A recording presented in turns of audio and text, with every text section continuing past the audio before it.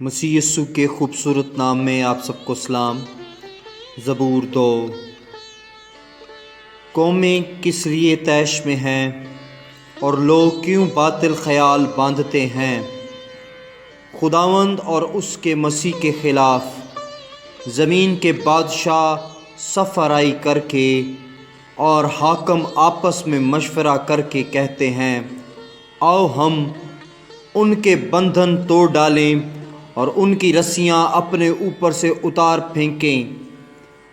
وہ جو آسمان پر تخت نشین ہے ہنسے گا، خداوند ان کا مذاق اڑائے گا۔ تب وہ اپنے غضب میں ان سے کلام کرے گا اور اپنے قہر شدید میں ان کو پریشان کر دے گا۔ میں تو اپنے بادشاہ کو اپنے کوہ مقدس صیون پر بٹھا چکا ہوں۔ میں اس فرمان کو بیان کروں گا۔ خداوند نے مجھ سے کہا، تو میرا بیٹا ہے، آج تو مجھ سے پیدا ہوا ہے۔ مجھ سے مانگ اور میں قوموں کو تیری میراث کے لیے اور زمین کی انتہائی حصے تیری ملکیت کے لیے تجھے بخشوں گا۔